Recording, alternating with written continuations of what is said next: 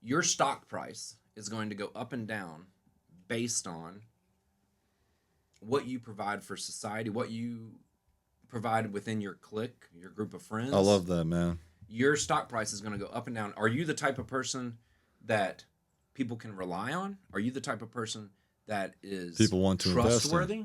Are you the type of person that is always upbeat and a positive person? Guess what? Your stock price is going to go up. You're going to become the person that people go to. You're going to become the person that people rely on. You're going to become the person that people refer to other people when they say, hey, man, this is a good guy. I Right. like this guy. Your stock price is going to go up. Are you the type of person to cheat people? Are you the type of person to be unreliable? Your stock price is going to go down. You're going to become the leper. You're going to be, that person's no good. Kind of think of yourself as a commodity. You're how you treat people is going to determine your stock price. Welcome to the Gulf Coast. Welcome to the Gulf Coast. Welcome to the Gulf Coast. We're live. Okay, nice.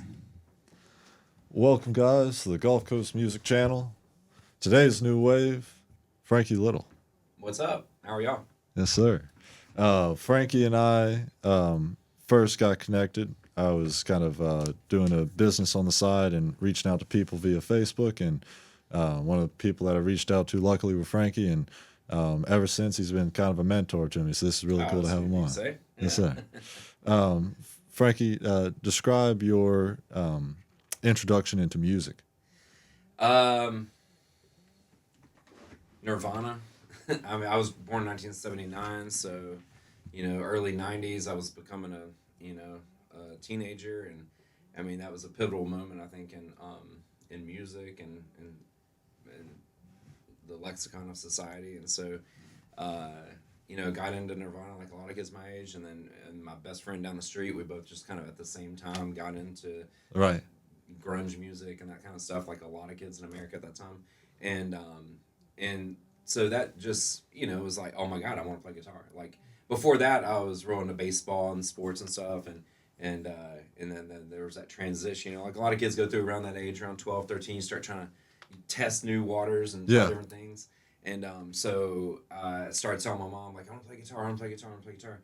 And we didn't have a lot of money, and so my mom wasn't going to go just buy like this fancy guitar or something. So she started asking, or she worked at a factory, airplane part manufacturing factory, and she started asking around the people that worked with her. My son wants to play guitar. Does anybody have a guitar? And this woman was like, "Oh, I've got this old guitar. My son has it in the attic and stuff. I'll give it to you." So she gave her this guitar.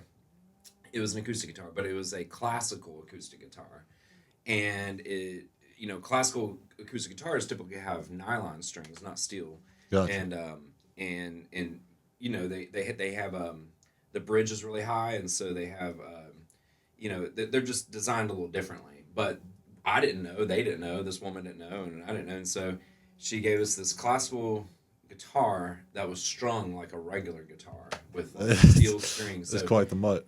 yeah, so I mean the gap between the strings and the fretboard was probably like half an inch or something. It was like Did it make it not- easier or tougher? no, it made it way tougher.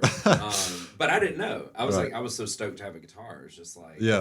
I was jamming on this guitar. But in hindsight, that was perfect because it made me stronger. It made my fingers stronger.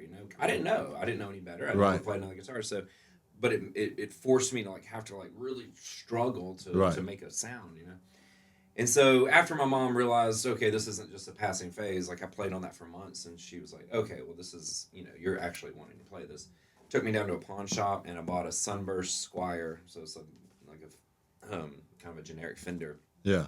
just a little guitar, a little electric guitar, and a little amp, and so yeah, and then just started jamming from there. And my friend down the street, his dad was actually a bit of a local musician around the area, and so he played harmonica, and so it was rolling to blues and stuff and old classic rock, and so it was like a blend of like learning about classic rock and blues from him, and also grew up. My grandparents loved like Johnny Cash and Right. old country and Ray Charles and that kind of stuff, and so I grew up listening to that as a kid. I was real into old country, Willie Nelson, Johnny Cash, and then stuff like Ray Charles and stuff like that. And then my brothers, I had two half brothers that were 10 years older than me. Yeah. So they were into the 80s stuff. So I was influenced by like Billy Joel and 80s music. So I had a weird hodgepodge of, because we lived on the farm with my grandparents, so they lived next. So I was around my grandparents a lot. So I got that influence of Willie Nelson, Johnny Cash, old country. Then my brothers were older than me. It was the 1980s, so they were listening to like the 80s music, Duran Duran and Depeche Mode, and Billy Joel and stuff. And so I had that influence. And then coming of age in America during the grunge revolution, there was Nirvana and Pearl Jam. And my first big concert was Pearl Jam in Pensacola. Oh, that's cool. And so, it was At the pretty cool little mix. what venue was it at? It was the Pensacola. Was it the Civic Center, the big venue there? They had already become big at that point. Cool. It was pretty shortly after. I mean, it's really when they first made it big. Yeah. Their first like probably big tour around America. Really and cool. it was actually right after an abortion doctor had gotten killed by an abortion activist in Pensacola, and Pearl Jam was really pro-choice. And so the concert happened shortly after, just a couple months after this abortion doctor got murdered outside of his clinic. That's a crazy story. This guy was waiting on him just to show up to work and just shot him, And that's crazy. Yeah. And so this band called L7 opened up for Pearl Jam, which L7 was an all-female punk rock band during that time. Pro-choice, probably. Huh? Probably pro-choice as well. Oh, yeah. So the whole concert was this whole kind of pro-choice thing. Eddie Vedder came out on stage before the concert started and played I Won't Back Down by Tom Petty by himself on acoustic guitar, and then smashed the guitar at the end of the song, and then the band started. It was amazing, yeah. No, that's crazy. Yeah, it was a great first concert. How do you top that? Oh, it was killer. I've actually seen bootleg audio recordings of that concert that are out there. It's been a long time, but years ago I found people weren't allowed to record concerts back in the day, like videotape. I mean, no, I don't know. I mean, I was young, I wasn't paying attention. Just not enough people had like cameras. Yeah. Not everybody had a cell phone in their pocket. Yeah. So. But it was, I think it was an audio recording that I found of that exact concert that I was at. Really? Of him playing the I Won't Back Down. What does the guitar sound like when it gets broken? Yeah, like a guitar getting broken. Yeah. Our first catch of the night. Aliens do exist in Caca del Diablo. If you like live music, the new Gulf Coast Music Listening Room event at Spring Hill College is where you should be on Saturday, July 19th from 8 to 9 p.m. For $10, come enjoy the two bands and make connections with other music lovers. A listening room is a respectful environment for the sole purpose of observing great music, so as of now, no alcohol or any other substances will be permitted. We'll have t-shirts. See you guys there. Yes, sir. Whoa. Don't let the dogs out. The City of Mobile Animal Shelter has many loving pets ready for a nice home. Whether you're looking for a dog like Snoop or a cat like Doja, the City of Mobile Animal Shelter is where you can find your next friendly companion. They're located at 855 Owen Street, and you can stop by anytime between 10 a.m. to 4 p.m. We all need a little bow wow in our lives. Call 251-208-2800 because the City of Mobile Animal Shelter has you covered. That's 251-208-2800. Roof.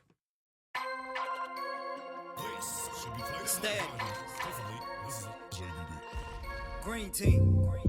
Bitch, I'm ballin' like West Lionheart. Rocket in my pocket like West. Bitch, I'm ballin' like Westbrook. Rocket in my pocket like Westbrook. Let my little homie take the shot like Westbrook. Still got them cannons, Jay Russell, not Westbrook. Bitch, I'm ballin' like Westbrook.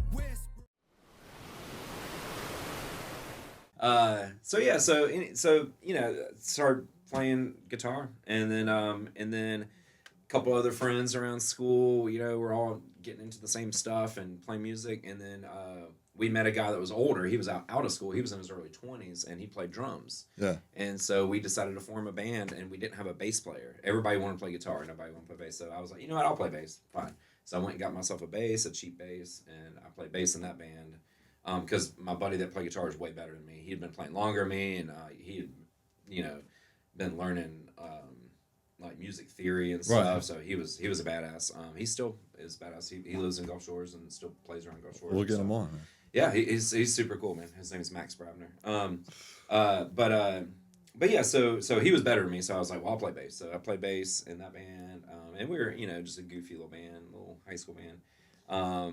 But grew up from that, and then ended up getting more and more into it, better at guitar. And then I formed my band, the Western Lands, which is that video that I was showing you and stuff. Yeah. What instrument are you playing in this? I play guitar. I was the guitar goes. So really the Western hard. Lands started just me and a drummer. It was guitar and drums, and that was it. No singing, no bass, no nothing. Just instrumental guitar and drums. Jeez. And then eventually we got a bass player. Now for this, because this was kind of a little separate thing, we did this. We wrote our own soundtrack to a silent film called Metropolis. Right.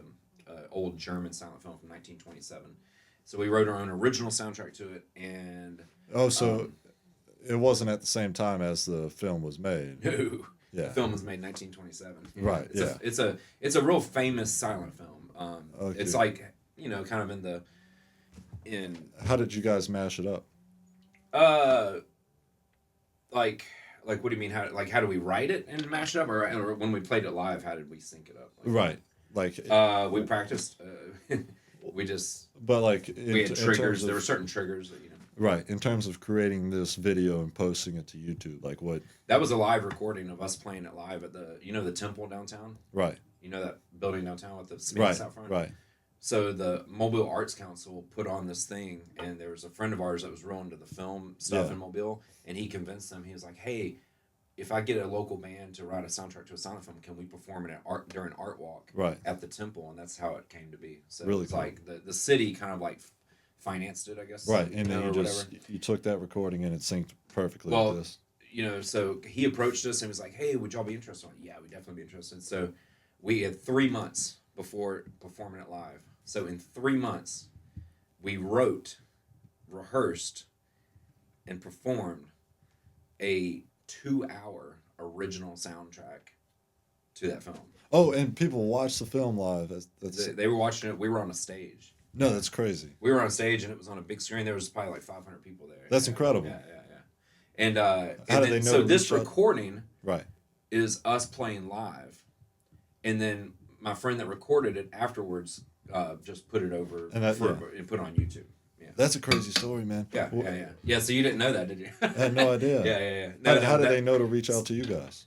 Like I said, my friend Carson, he lives in Atlanta now, but he was in the film industry. Right. He made movies and stuff, and so he was working with like Mobile Film. Well, I can't remember, it was so long ago, but I guess it was the Mobile Film Society. He worked with the Mobile Arts Council, I think, or something. They like, hey, we got this idea. Let's get this band to do this soundtrack to this film, and we'll perform it live, and but the crazy thing is, think about 3 months to write an original 2-hour soundtrack, and not only write it but also rehearse it and perform it live at the end of 3 months. That we was down to the wire. We were still writing some of the parts a week before. Was that before or after Roosters? Oh, way before Roosters. Yeah, way before. I opened Roosters 8 years ago. Yeah. It was before I even knew I was going to ever own a restaurant. Right. You were just. My dream back then was to be a rock star musician. Yeah. Yeah. Let's. I think the guitar comes in around. Well, the guitar starts in the very beginning. Oh, okay, got it. But there's some really good guitar. Oh, the heavy stuff. You mean the heavy part? Yeah.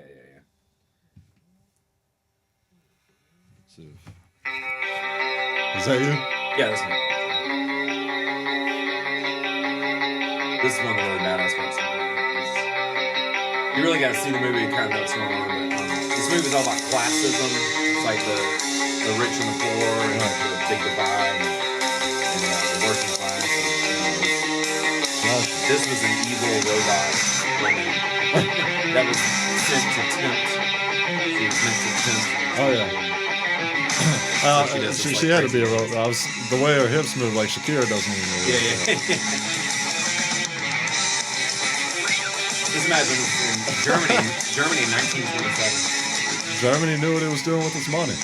That was the post-World War I. Germany had just like America had the Roaring 20s, they had the Roaring 20s too.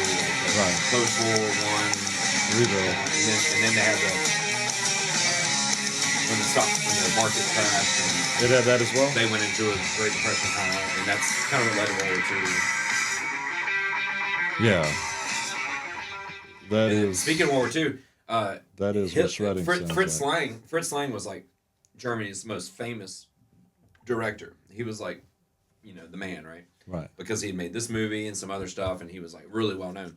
Well, when Hitler came to power, he asked Fritz Lang to be his propaganda minister, and Fritz Lang was like, "Peace," and like left Germany, because he saw the writing on the wall. He was like, "No, I'm not." And he wrote that. Fritz Lang created Metropolis, yeah, and He was like, he was like Germany's best director. He was like the Steven Spielberg of Germany at that time or whatever. And so Hitler was like, "Hey, I want you to work for me. I want you to be my propaganda minister." And he was like, "Nope," and left the country. It's cool to see how a creative mind is able to process something like that. Damn, yeah, like kind of that foresight that comes with creativity in general was able to help him predict the. Yeah, I mean, he saw the right. He saw what was going Right. on. It was like, He'd done enough he writing on wasn't the about wall. it, Yeah. He wasn't about it. He'd done enough writing to predict the writing on the wall. Yeah. All right, so now let's. It's really awesome stuff with the music. I think if you're able to play guitar like that in the past, you got ample confidence to play it at any time. So. Well, yeah, I thought about bringing it against today, but I'm just kind of rusty. Yeah, so yeah, I don't yeah. play as much anymore. So. Too busy. Yeah. One day I'll pick it back. In my retirement age, I'll pick it back up. There you go. I'll have an old band. Yeah, be like the guys we had on yesterday. Speaking of being busy, I'd love to hear the story of how you got Roosters off the ground during COVID again. Kind of like how I kept it going during COVID. Exactly. Yeah. So we opened in January 2017, and from day one, I was trying to stack cash and have a reserve, have an emergency fund, because that's the nature of the economy. It's up and down. You never know what's around the corner. You never know what is going to happen in the future. A recession. Of course, I didn't predict a pandemic, but I was like, something's going to happen. There's going to be a recession. There's going to be a downturn. We need to have emergency savings. So started building that emergency savings up. So by the time COVID hit, we had a little cushion, which was good, but it wasn't enough to like survive all of COVID, but it was enough to like, we could kind of breathe a little bit. But so when the shutdown happened in March of 2020, well, for one thing, the week before the shutdown, we were super busy. There was a big convention in town. We were jam-packed. And it was like, you were hearing about COVID kind of in the media, but it was like, damn, we're busy as hell. And that Friday was it was Art Walk, and there was a big convention. We're slammed. But the convention was supposed to stay until Sunday. Right. But because of COVID, they left a day early. They left Saturday. And so Saturday wasn't as busy as we thought it was going to be. And then we're closed Sunday. And then Monday was really slow. Nobody was out. And then Tuesday was like hardly anybody was out. And then they announced shutdown. So it was like so crazy. We went from like slammed all week, one of the busiest Fridays we've ever had, to Right. like within a couple of days, boom, shut down. Like it was like crazy. I called my staff in to the restaurant on that Wednesday and told them that we were closing, and I didn't know what the future held, and I said, y'all need to hold on to every dollar you got. We don't know, so right. We don't know what's happening, I went back and cried in my office. I mean, that was an emotional thing to have to do, like lay off almost 30 people and say, I don't know what's happening. I don't know the future. I don't know if there's going to be unemployment. I have no idea what's happening. But we were shut. We were closed about a month at that time, and then we reopened and did the takeout thing. We still couldn't open the inside dining room, but we started doing like I had bought a catering van actually a few months before this, and I had developed an app a few months before this. It's like sometimes like things just kind of happen. And, like I was just developing an app because I was like, oh, it'd be cool to have an app, It was for Roosters. Online. Yeah, for Roosters, yeah. And I bought a catering van because I had some excess cash, and I was like, yeah, it'd be cool to have a branded van or whatever, and stuff. And thank God I had those things because it really helped. What were you going to use the van for initially? Just like it was more of a marketing thing. Just got to wrap it, with our like logo and stuff, and just to drive around town, yeah, and make deliveries and stuff like that. But then it became crucial during COVID because then it was like when we reopened after that month of being closed, we were doing like delivery to houses, like meal kits, taco meal kits and stuff like that to houses, and then doing takeout and curbside and all that stuff, you know. And and then having the app was cool because people could just order or pay online. They could just go and pick it up, and they wouldn't have to, you know, come in the restaurant or whatever. And so we did that for a couple months, but then so we reopened doing takeout mid-April, and then by June I saw the writing on the wall that okay, what helps downtown Mobile during the summer is conventions and concerts. Right. Because people that live in Mobile leave town. During the summer? During the summer, it's a ghost town. You know, Really? colleges are shut down, you know, Right. places like here, Spring Hills, Right. USA. And then people are going to their bay houses, their beach houses, they're going to Europe, they're going out of town. Right. Just people just leave the town. You know? Yeah. And so without the conventions and concerts, downtown would be a ghost town. But thank God we have that stuff, so it does Right. help.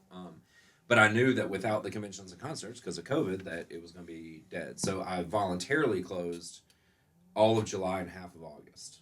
But I knew when school started, because, you know, they were doing the unemployment and stuff. And if we were open, my employees were, I mean, I could barely pay them anything. So we were just doing takeout. And it was like, Right. takeout wasn't cutting it, you know. Right. It was like barely breaking us even, not even breaking us even. And by that time, the government was saying... They were doing the unemployment. Right. Everybody's getting $800 a week, and there was no way my employees were going to make $800 a week doing takeout. And so Right. I was like, you know what? The right thing to do would be just to close. Right. That way,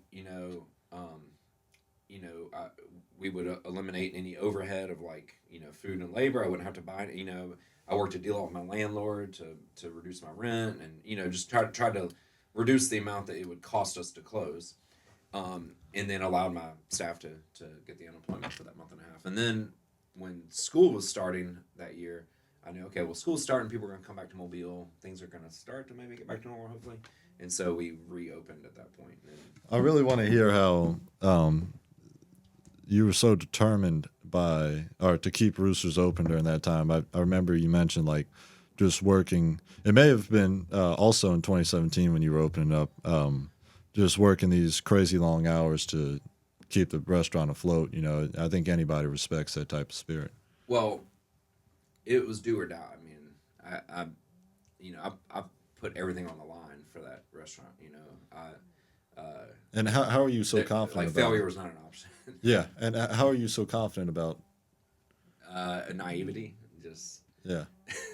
I didn't know any better. I was just Right. like, I've always kind of had this attitude, especially when I was younger, of like, let's just try it. If it doesn't work, it doesn't work. I mean, I just like, you know, kind of a little like naivety and a little just like Delusion is what a lot of people delusion. say. Well, seriously, like a lot of successful people credit their delusion. You know. Yep. That's I would say that might be true. I don't know if I fall into the successful category, but the, you know, not taking any risk is in of itself a risk. Yeah. The risk of not doing anything.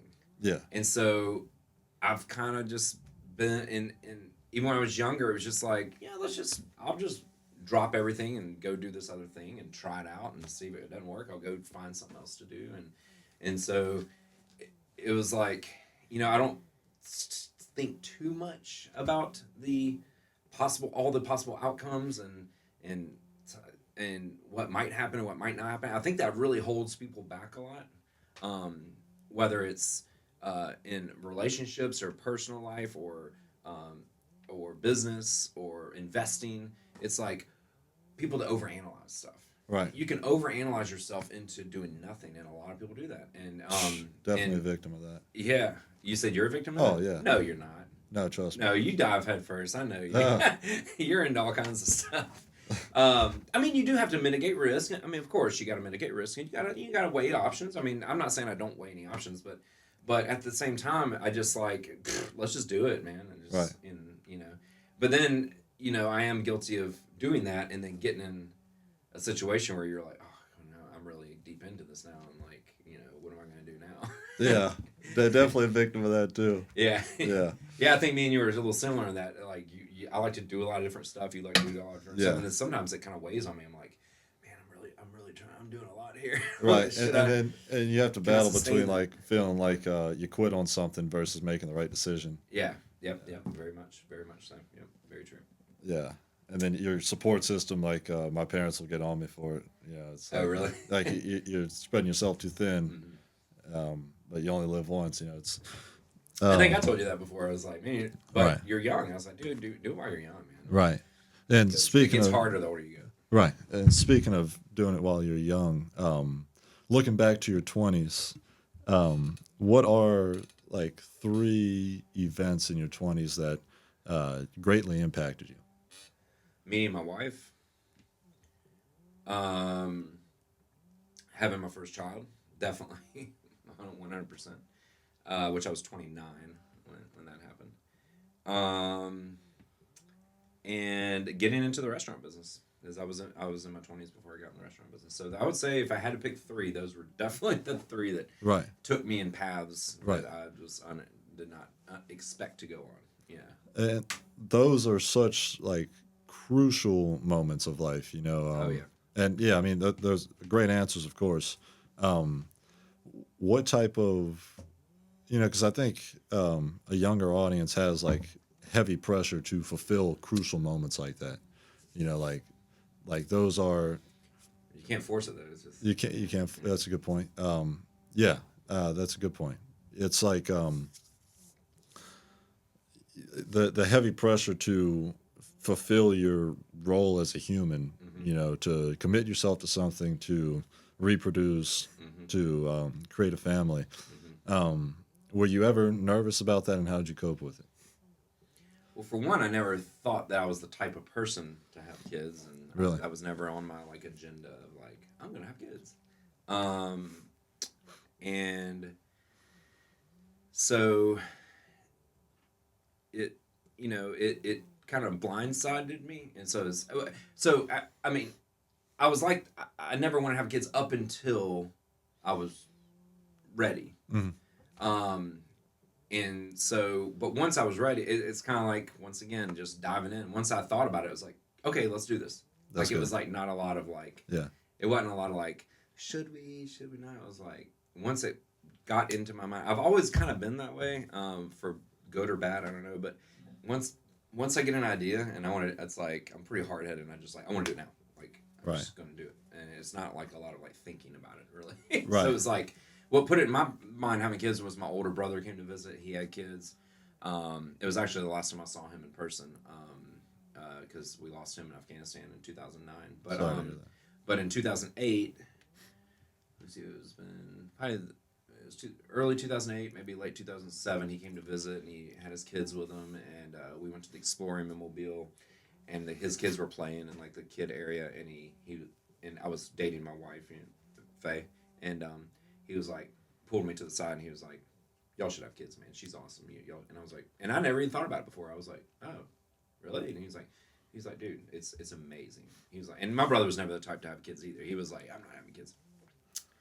He's a real tough guy, but he was like, it literally like changed my life. It was amazing. You should definitely think about it. And literally that put the seed in my head. Right. And it was Like, all right, let's do it today. let's have kids. Yeah. That was basically, yeah. I mean, Right. it was like, I talked to her, I was like, let's, and Yeah. she was like, okay. I'm like, all right. Yeah. And That's then awesome. boom, 9 months later, just about, we had Maria. Yeah. I've kind of engaged in journaling and just trying to get to a kind of I told Ethan it's like I'm trying to 0.5 life, like as opposed to get caught in it, like but it's led to a lot of overthinking and whatnot, and I think the most important motto to have, and it's probably why they're so successful, is just do it by Nike. Yeah. I mean, like, no matter, I can think of Tons of reasons why not to go work out or why not to do this. that why- too, yeah. and but also like just all these different philosophies of like what makes somebody successful, and the best ways to think about something, like, man, I should do this because this, or but just do it, keeping it simple, and it's got some Socrates in it, some stoicism, just it's the best thing to have on your mind, because it allows you to deal with everything else. You know that you're going to attack it regardless. But yes, back to your career, what was it like getting into New York life and financial advising as you were running Roosters?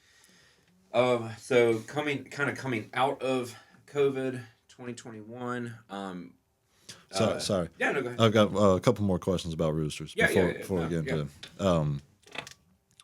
running a restaurant and being so committed. Like, what was your passion to get into running a restaurant? Well, actually, yeah, I think you asked a question earlier about the amount of hours I put in, which I don't know if I even touched on that. Right. But yeah, so like if you start any business, I don't care what it is, anybody thinks that they can start a business and not be fully committed and work their ass off is just, delusional. I mean, you have to like just go crazy on it. Like I said, it was do or die. I mean, there was no backup option for me. It was like, this has to work. And so that's why the first 3 months, 4 months, 5 months, I was working 100 hours a week. I got it down to maybe 80 hours, 90 hours for the rest of that year or something. Jeez, man. But now I don't have to. I mean, now it's like, I don't know. I spend 5 hours a week working in the restaurant, but it's great, doing great. I've got a great staff. And so, it's like you got to, just like anything, you got to put a lot in on the front end. Right. And if you do it right and you're successful, What elements you're going to enjoy did you do right? The fruits of it on the back end. You just like investing or anything, you got to put in to get out. What elements did you do right?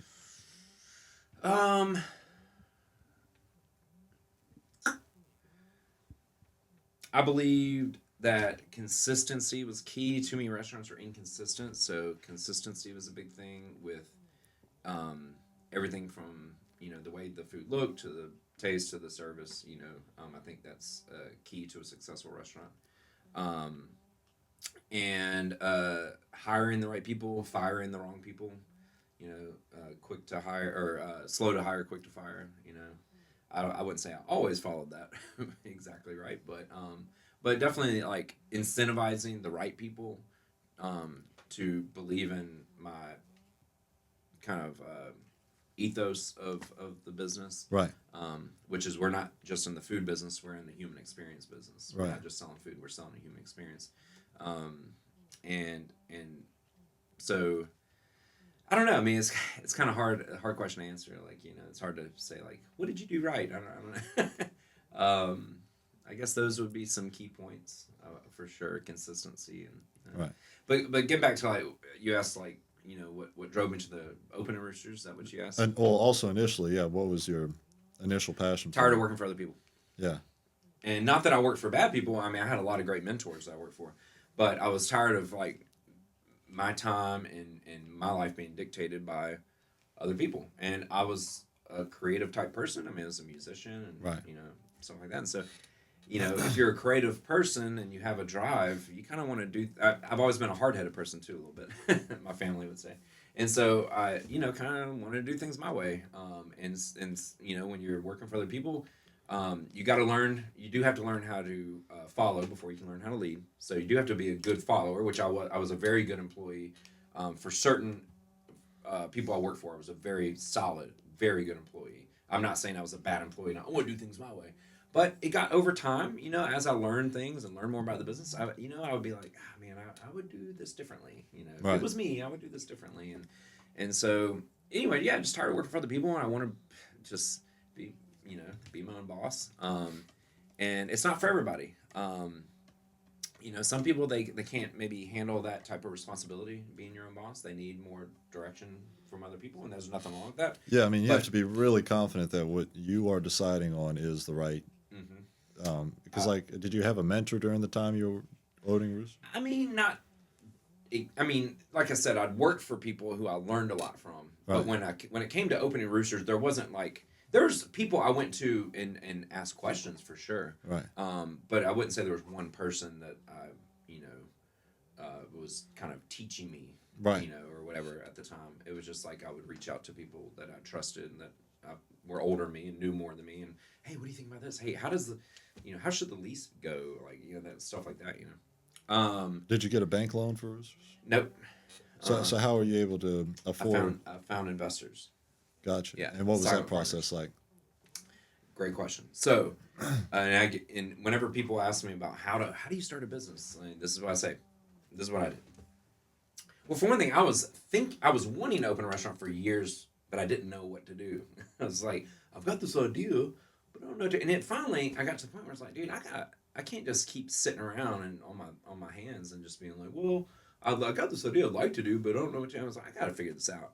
And so I went to the chamber one day and I said, hey, I want to start a business. What do I do? And the woman in there said, you need to go talk to this guy named Mel Washington. He works kind of with the city. He is like business development kind of. Right. And his office is out at University of South Alabama. He's like, you need to go talk to him. So I made an appointment with him. Walked into his office. Hey, I want to start a restaurant. What do I do? Oh, okay, well, tell me your idea. Tell me. And he's like, okay, you need to have a business plan. And you need to present that business plan to some people with money because I didn't have the money. And he was like, this is how you do it. He's like, go to this. It was a website, actually. He's like, go to this website. It'll build the business plan for you. You just input the information, and it'll make it look all fancy. And I was like, well, that's cool. Did that. Literally, a couple weeks after leaving his office, I went back to his office and said, hey, I got a business plan. He's like, man, you actually did it. That was fast. And right. He was like, all right, we'll start showing us people. So I pinpointed 3 people in my life who I thought might be interested in this business venture, and I thought maybe they would believe in me, and I thought maybe they had the money. You don't know how much money people really have. Right. You can assume people have money, but you don't really know. So it's like maybe they got the money to do this. Maybe I don't know. So there were 3 people, and I presented the business plan to all 3 of them, and 2 of them said yes, and said, "Yeah, we believe in you. We got the money. We would love to be a part of this." And what do you think made them believe in you? Well, so one of the guys, this is a great story for anybody considering trying to open a business and but we're like me and like, how do I do this? Or that don't have the money. Like, where do I find them? How do I do this? Where do I find the money? I'm a big believer in networking. That's why I reached out to you when you reached out to me. I was like, hey man, let's talk. I believe in talking to everybody. You never know what conversation you're going to have now that 10 years from now could present an opportunity for you. You never know. Do you ever regret? I love networking. Yeah. Do you ever leave an event and like, man, I should have talked to that guy? No, because the older I get, the more I realize if something's meant to be, it's meant to be, and if it's not, it's not. Great answer. So things just happen. So, right. So in case in point, I was at a recycling center, and the woman that ran the recycling center, I was very friendly. It was right down the street from my house. If you need to take it, we can pause. Nah, that's all right. It was right down the street from my house, and so I was there all the time, and I knew the lady, very sweet lady.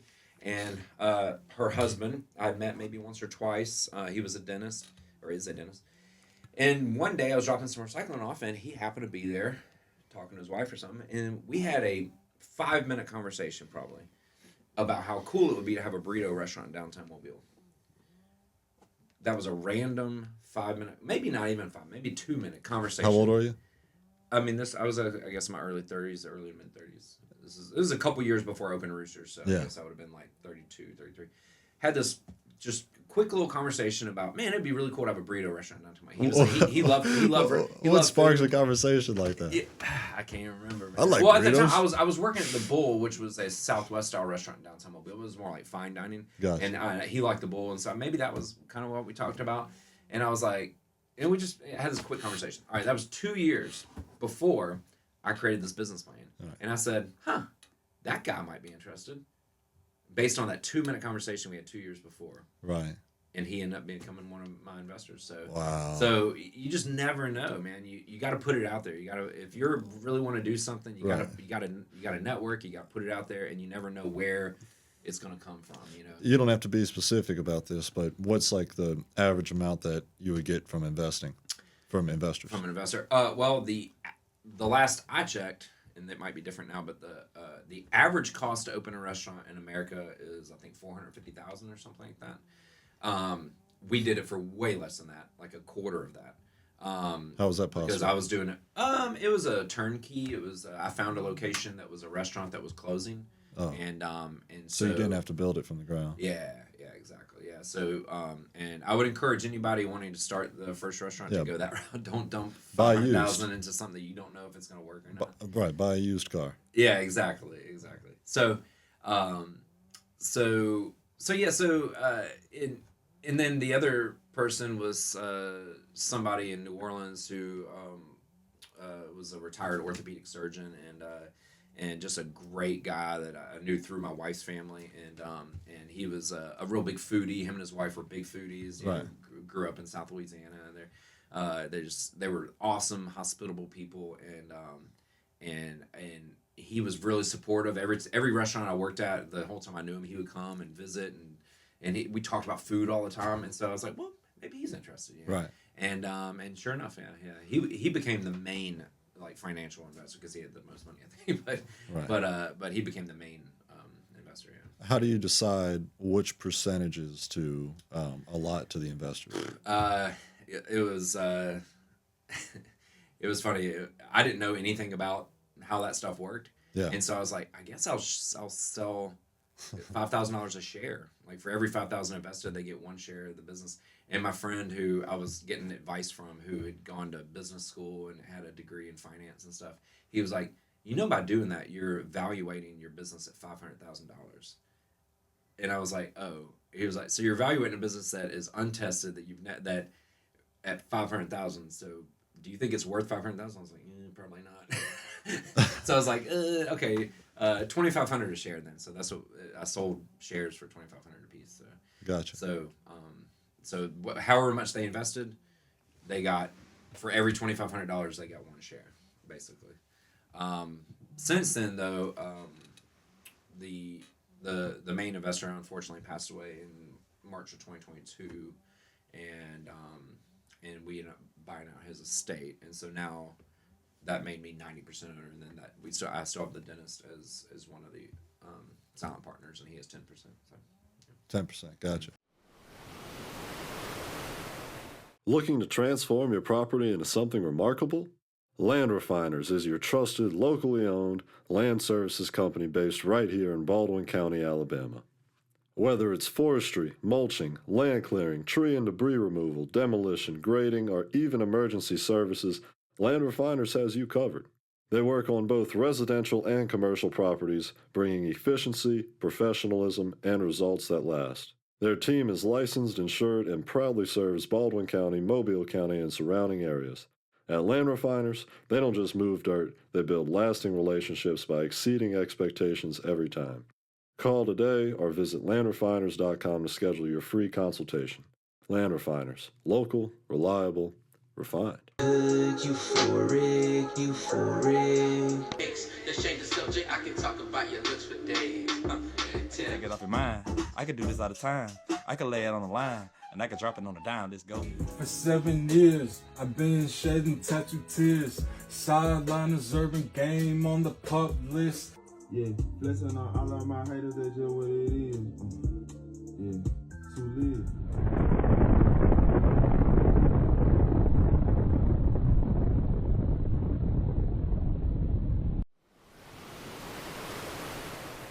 So my percentage. So 10%. Initially, my percentage was sweat equity. Like I didn't put any money in. I just did the work. It was my idea, and I put in 100 hours a week. Right. And I put in all the work. And then so my percentage initially was like, what was my initial percentage was like 42% or something like that. And then I had the dentist was 5%, and then I had somebody else that was 3%, and then the other guy was 49%. And then we bought out the 3% guy. Anyway, it kind of switched over time, but now it's basically 90-10. I'm 90%, the dentist. 10%. Yeah, all of that kind of considering just like would stress me out too much, I think, like not knowing what the future holds and deciding on these percentages initially, and then also taking a lesser cut initially. Mm-hmm. But I was paying myself as an operating man. I paid myself like a management salary. Who was doing your accounting? Well, so the guy that we gave 3% initially, we gave him 3% to be the bookkeeper because I didn't know anything about that type of stuff at that time. I was like, dude, I'm trying to I'm trying to figure out the menu. Like, I can't even think about paying taxes. I was like, I don't know any of that stuff. I know it now, but at the time I was like, I'm trying to focus on creating the restaurant. I can't even imagine imagine. So I was like, please do this for me. It's like a band in a way, isn't it? Yeah, everybody's got to have their role. Yeah, for Yeah. sure. You know, the drummer, the backbone. Right, the bass right. player. You're not going to ask the drummer to sing. Yeah, exactly. Yeah. Exactly. Yeah. And so I, you know, let him handle that the first year. Unfortunately, it didn't really work out. He was trying to do it remotely, and he had a lot of other stuff he was doing, so it just didn't really work out. And so we ended up buying him out, his 3% out, got him out, and then I just hired a bookkeeper, and I still use her today. And I have a CPA too. So I have an accountant for my end of the year taxes, and a CPA for the monthly, just like bookkeeping and stuff. And then I do stuff on my own too, because now I know how to do that stuff. But so Yeah, man. It's whenever people ask me about starting a business, I'm like, get yourself a good lawyer, get Right. yourself a good accountant, get Right. yourself a good bookkeeper. You should have an accountant and a bookkeeper, two different people. You should have, it's like having multiple eyes on stuff, you know. Right. If you only have one person's not going to see everything or know everything. True. Right. So you have two different people, somebody looking at the more minute day-to-day Right. stuff, somebody looking at just the big picture stuff. And then, Right. so yeah, I tell people, like, have a good, anybody that tries to do that stuff on their own is ridiculous. If you don't really know that stuff, that's such a quick way to like ruin a business. But people try to cut corners, you know. Oh, I'm going to save myself a little bit of money by doing my own legal work or doing my own accounting work. And it's like, dude, let professionals handle that stuff. right. You know, and a good financial advisor too. So good financial advisor, accountant, bookkeeper, lawyer, and also plumber, electric. Yeah. I can go down a long list, but yeah, have people that know what they're doing. You know. Yeah. And so those guys that were investing in the company, well, what was 10%? Would that have been $25,000? Yeah. Yeah. So then they just trusted in your spirit enough for the restaurant to say that we'll lose money. I mean, because off of 450 grand, or not 450, 250, 125 basically. 125 grand. That's still a lot of money to make up. Oh yeah. So it weighed on me heavy. I'm like, if this fails, because if it failed, they were just going to lose their money. I mean, or you know, we could have sold the equipment. Maybe they could have gotten some of their money back. But it was a risk. I mean, they took a risk. It worked out in their favor though. 'Cause they more than made their money back. Okay. With the partner that we bought out, by the time we bought them out, they had already been paid back almost all the money in dividends during that 5 years at that point, 5 or 6 years. And then once we bought them out, they basically doubled their money. Right. That's so many people to pay money to, it seems. Yeah. I mean, like who's like, I guess that's why you have the bookkeeper. But like, how much pressure is that for like you to be the all with all, I guess, of knowing who's getting paid, how they're getting paid, and then also confidently running the restaurant and staying driven. And day one, I told them, I was like, we're not paying anybody, no dividends. No dividends are like, you know, when you share your profits with the people invested. So I said, the first year, no dividend. We're stacking. We're going to just hopefully survive For an entire year. We're in survival mode. You know, the first year was survival mode because when we opened, and everybody agreed to that. Yeah. Yep. They were. I mean, this They was understood it. Yeah. Okay. So I've heard horror stories of people getting silent partners that were not silent, and it was like never get a What's financial a silent partner? That's somebody who, like an angel investor, somebody who just gives you money but doesn't involve themselves in the running of the business. They're just like, we're going to give you the money, you run the business, you make all the decisions. We don't want anything to do with that. But what happens, I've heard stories about people saying that they were going to be silent partners, but then inserting themselves in all the decisions and you know, and muddying it up, you know, Yes. not just trusting the person. And I think typically when that happens, it's because the person that invested their money invested more than they should have invested. Mm-hmm. Like they kind of bet their house on this one bet. Mm-hmm. Whereas the guys that were my investors, this was just, to them, this was like, it's like, you know, this amount of money to them was like, I'm not saying it was insignificant, but in the grand scheme of things, he had a lot of different businesses. He had a lot of investments, property, and other Right, and so this wasn't his first rodeo. It wasn't. This was not his first rodeo, exactly. Right. So he was super smart when it came. And That he was seems like such a I cool believe in you. I right. trust you. Here you go. Keep me up to date. You know, check in every couple months. Let me know how it's going. That's a really cool like stage of life, I think, to get to when you Yeah. can just like invest confidently in other people's businesses. Mm-hmm. like actually silent invest in like, oh wow, like you wake up one morning and then wow, okay, I'm glad I forgot about this Yeah, one. exactly. I forgot about the Yeah. 25 grand I gave to Joe. Yeah, exactly. Yeah. Yeah. So Yeah. I think based on what you're saying, finding the right investors was like a crucial aspect of Rooster's success as well. Yeah, totally. Because like if I had found somebody who was the type of investor that wanted to like have a lot of opinions, it could have, you know, it could have gone wrong. You know, Right. Somebody that would have been up in my business all the time, Right. Like, trying And what was like to not giving me the freedom to. what was your day to day when you were we've this is going to be one of our longer podcasts. But Oh, sorry, I'm a no, talker. no, but I'm loving it. I'm loving it. This, what was your day to day of managing Roosters in the beginning? You know, if I'm understanding it correctly, if this is like a football team, you know, you literally have like 11 different players, and you're obviously the quarterback. What was your routine in those early days of Roosters, while also managing keeping the other players happy on the field? I was fumbling. I was throwing interceptions. I was throwing it into the stands. Right. Right. I was getting tackled. That was like I felt like every day I was getting beat up. I swear the first month, and I'm not exaggerating. Well, for one thing, I lost my voice when we opened. And I didn't really get my voice back for about a month or two. I had like laryngitis. Oh, that's crazy. From the stress. I got gray hair. I never had gray hair before. Literally is the most stressful thing I've ever gone through in my life, including having kids. Jeez. Oh. Yeah. And I mean, How were you I didn't have a business degree. I didn't have a rich daddy that gave me a bunch of money to do. I mean, so it was, you know, I was learning as I, you know, learning in the school of life, you know. Right.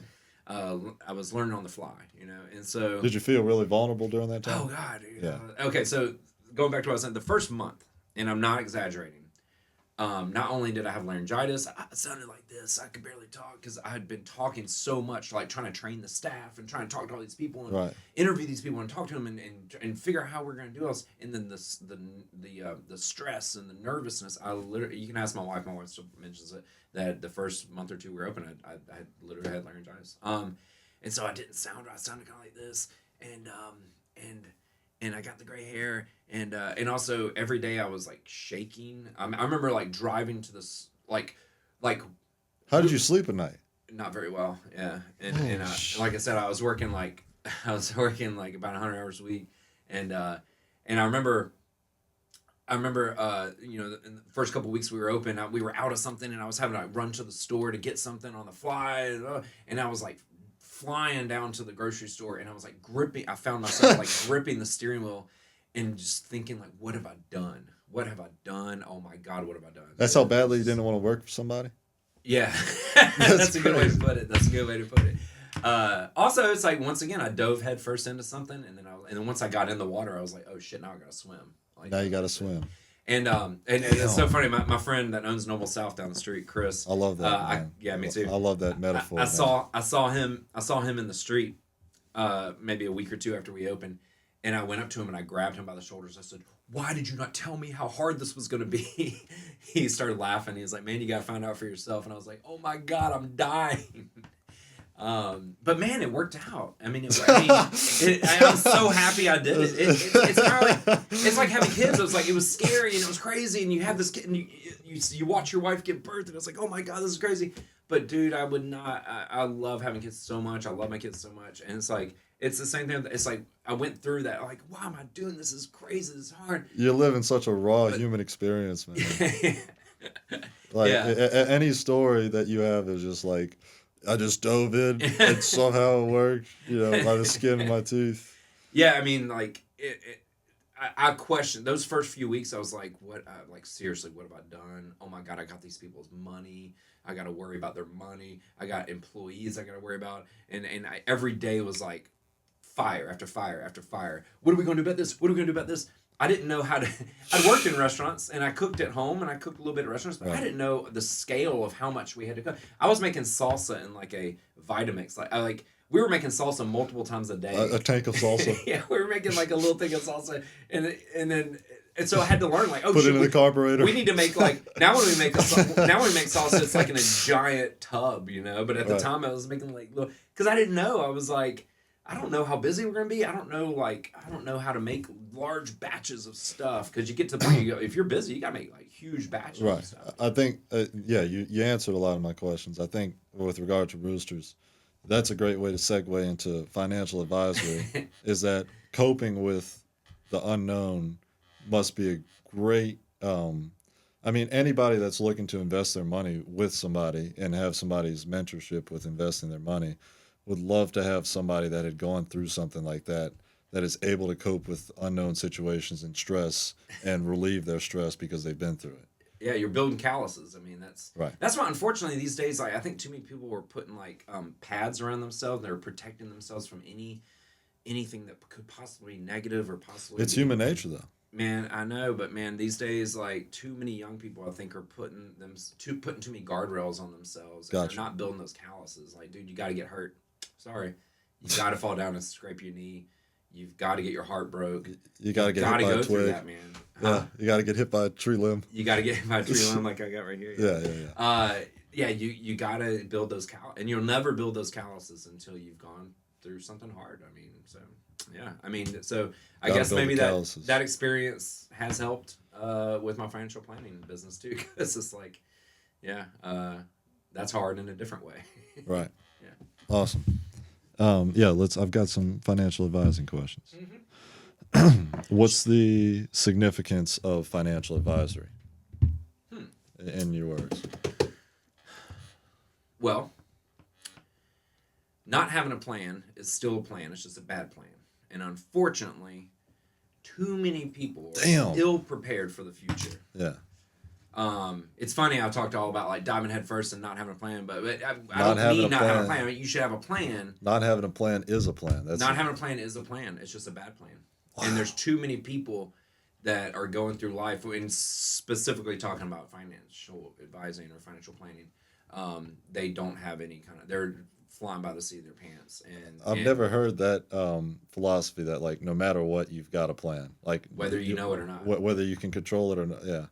Exactly. And specifically how that relates to preparing financially for your future. No one's going to do it for you. You cannot count on any government or corporation to do it for you. You have to do it for yourself. But guess what? That means you have to you have to stop living paycheck to paycheck, and you have to live within your means, and you have to be okay with delayed gratification.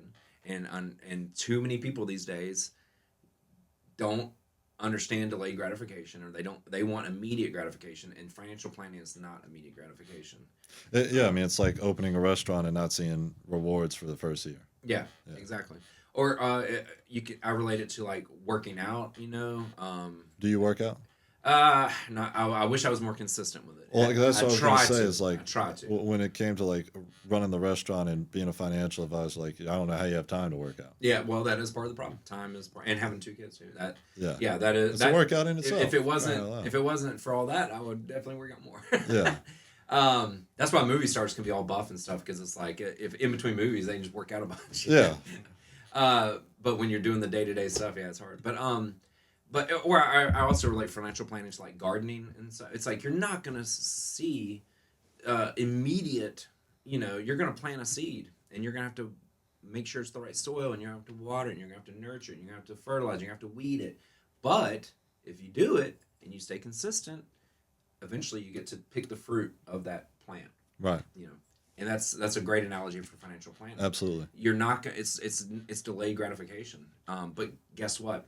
When you get to the point where you get a flat tire and you're not freaking about how you're gonna fix your car, or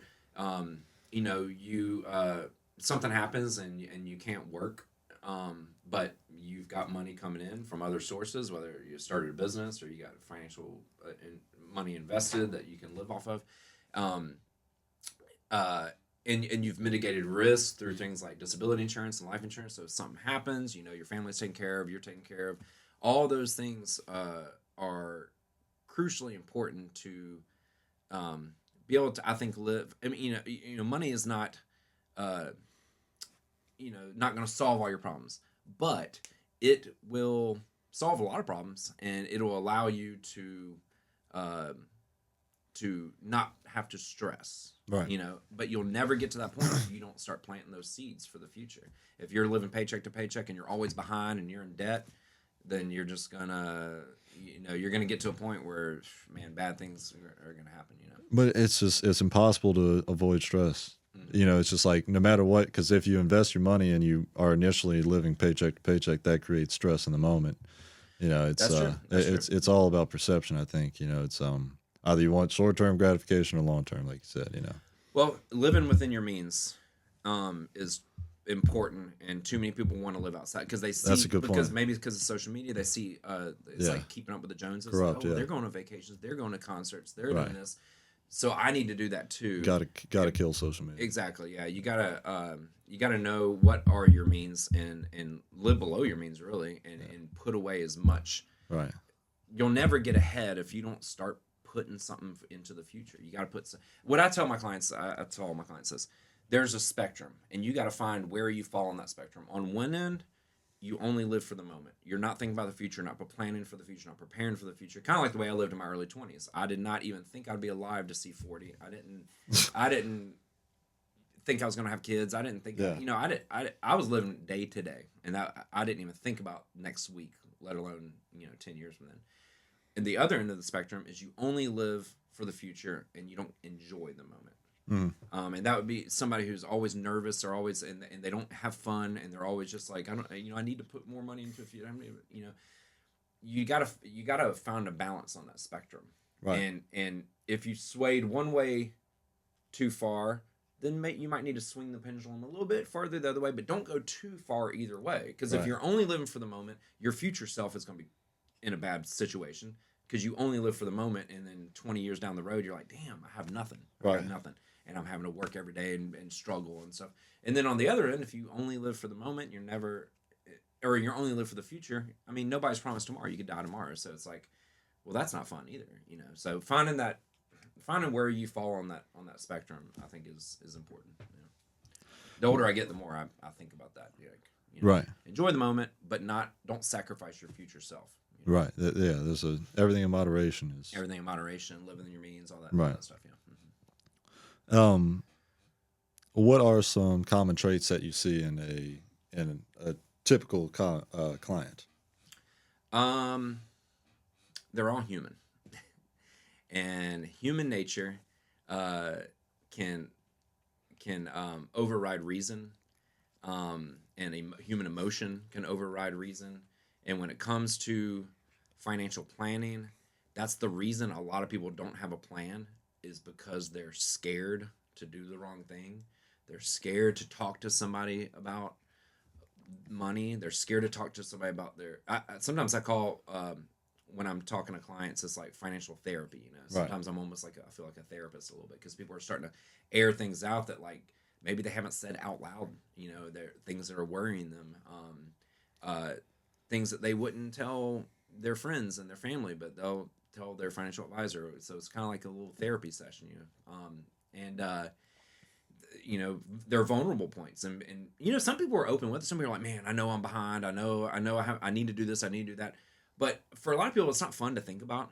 I also say it's like going to the dentist. It's like you don't want to, but then you go and you get your teeth clean. You're like, okay, you leave feeling like, or at least I do. I'm like, I like going to the dentist because I'm like, my teeth feel clean when I leave. It's kind of the same thing. It's like you don't want to talk about the fact that you're behind on investing for retirement, or that you need life insurance or disability insurance or all that stuff. That's not fun to think about. It's like talking about having a will. It's like people just it's not fun. Yeah. You'd rather talk about the sports you're into, or music, or traveling and food and stuff like that. It's more fun to talk about. But once again, not having a plan is still a plan, just a bad plan. So you got to talk about it. You got to get it out there.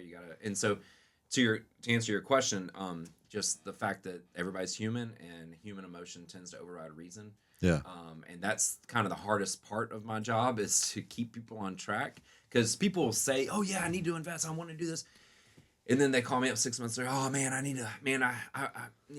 really want to buy a boat, so I need to cut back. And I'm like, dude, you're sacrificing your future self so that you can have a boat today. Do you tell them that? Depends on the situation. And Yeah. how well I know them. Because you mentioned how, as a advisor for money, you actually become an advisor for life. It's it's got a smooth, there like are you said, people therapy. there are some clients that definitely like come to me with more than just financial advice. Yeah. Right. Yep. Exactly. Yeah. Kind of life advice a little bit. And maybe it's because I'm a business owner and I own a restaurant, and maybe they see me as like somebody who can answer questions. I don't know. Right. Which that's kind of sad. I hope. But hope I'm not giving bad advice. The way that money connects to somebody's life, you're just naturally in their routine. Yeah. One thing about money that I heard somebody say, I can't remember the name of the guy. I see him on TikTok all the time. He's like a.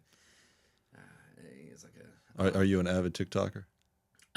When I mean, not I wasn't avid, but yeah, a couple times a day I check it out, and then I like to see all the podcasts and comedians and stuff like that. Yeah. That's mainly the stuff I see.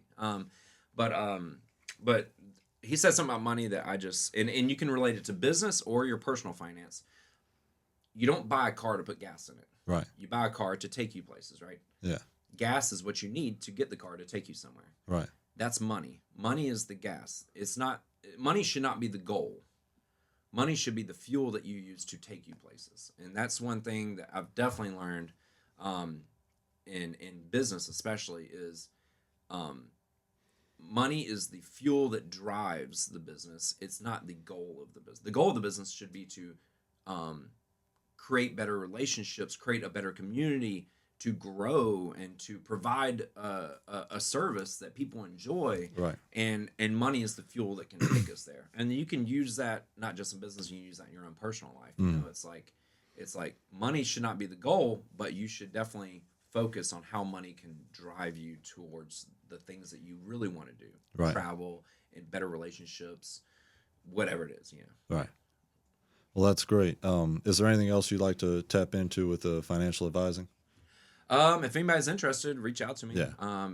You got my information. Yeah. I don't know if you can put my cell phone up or something, but yeah, I encourage everybody. I do free consultations, so I encourage everybody to. I mean, it doesn't hurt to talk. It doesn't cost anything to talk. Just sit and talk, and basically, I just go through when I first meet with people. I just kind of give them an oversight into the specific things that I offer in the world of financial planning, because just like lawyers and doctors, financial planners have their own kind of paths that they work in or specialties or whatever. And so not everybody's the same. Not everybody offers the same stuff. You can have multiple financial advisors because there might be some that do a very specific type of advising and investing, I should say. And there can be, because what I do with New York Life is holistic financial planning. So it's not just, okay, you got $100,000, let's invest it in I don't do day trading or anything like that. I do kind of the more boring type stuff. It's like, let's take risk off the table as much as possible. Let's try to protect you and your family with insurance stuff. And then on top of that, let's start putting money into things that are going to, be there for you 10, 20, 30, 40 years from now, Right. So it's not immediate gratification. It's kind of the boring stuff, but it's the important stuff. So anyway, if anybody's interested, I do free consultations, and it doesn't hurt to talk. And we can just kind of go through. What I do is ask people what they've been doing up to this point, what they're doing now, and what their goals are for the future. And then I say, okay, well, these are the things that I offer that might be able to help you get to those goals in the future. So yeah, that's it. Really good. Lastly, again, as most of my audience is of the younger in our 20s, we'll encounter stuff that we'll regret. How do you deal with those hard pills to swallow, decisions that maybe you wish you wouldn't have made? What's some good advice on that? Great question. Fail up. Have you ever heard that term? No, I haven't. So that's basically saying, dude, you're going to fail. In fact, kind of encourage it. Sometimes you got to dive headfirst in, and you got to fail, and you got to climb out of the pool and go find another one to dive into. Right. But as long as you continue to fail up, don't fail down. So don't fail and dwell on your failures. And what is the statistic of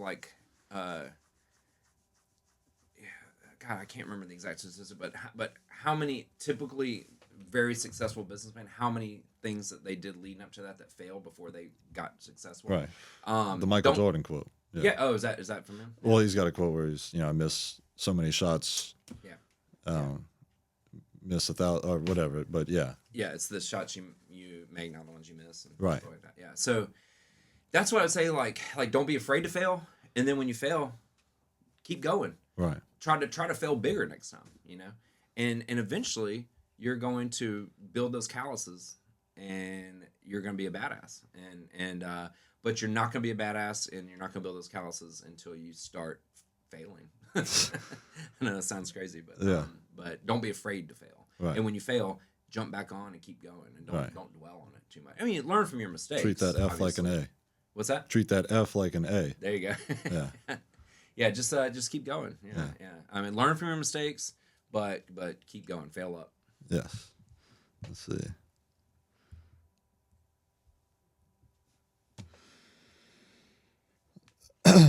Lastly, I got another question from my handy dandy cameraman. Yeah. What is what are the best tips for people in their early 20s to best set themselves up for the future? Like financially, like personally, financially. Just in a summary of what you've learned from starting your business financially as well, and just character. Yeah. So, character. That's an important one too. You are, and I'll relate this to the world of investments, and I'll relate it to the stock market. You are a commodity, and your stock price is going to go up and down based on what you provide for society, what you provide within your clique, your group of friends. I love that, man. Your stock price is going to go up and down. Are you the type of person that people can rely on? Are you the type of person that is people want to invest in? trustworthy?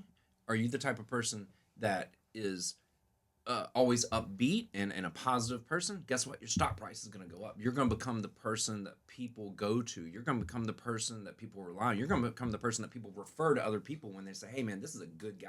Right. I like this guy. Your stock price is going to go up. Are you the type of person to cheat people? Are you the type of person to be unreliable? Your stock price is going to go down. You're going to become the leper. You're going to be, that person's no good.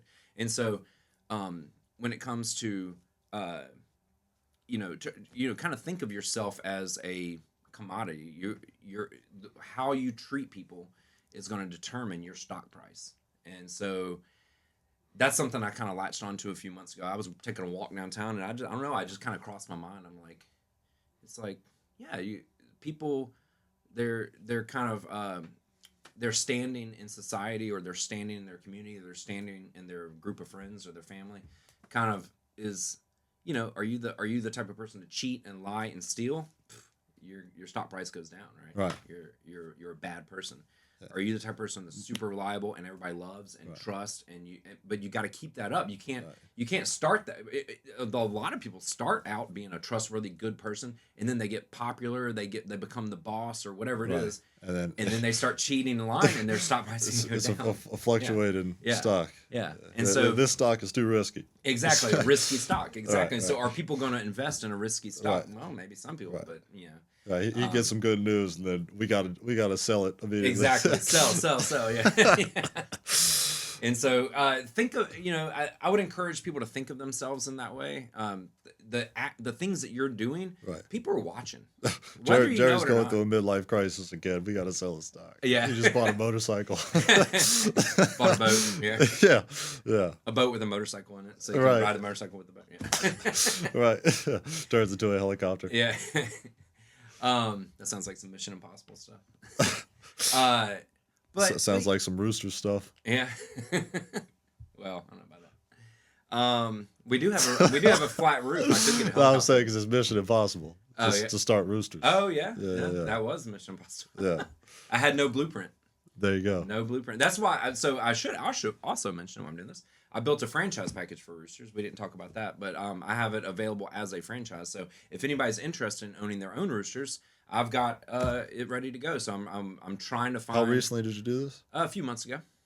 Yeah, you didn't know that. I didn't tell you that. Yeah, so I'm trying to find owner. I've got some people with money that are willing to put up money. Right. So basically, I found silent investors, people that are willing to put money in, but they aren't operators. I need to find somebody that is willing to work in the business like I did and be a owning operator and be given a percentage of the business to own it and run it, and then have the silent investors. Which places are you willing to go to? Like, I don't want to be too far away because I want to be like really hands on to help these first few franchisees really get off the ground. And so I wouldn't want to be too far away. What's not too far away? I was thinking Mississippi Gulf Coast, North Mobile County, like Saraland area, maybe the South Baldwin County, like Gulf Shores, gotcha, area, Foley area. So I'm looking for franchisees now to help me open another Roosters. So. Yeah. Would you ever consider running for mayor?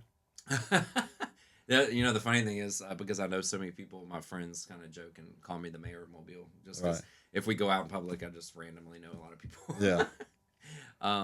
I guess I don't know. It goes like even in school, I was the guy that like I was friends with the some of the jocks and some of the nerds and some of the all the different groups. I was kind of friendly. I was like in between I was never a part of one group or something.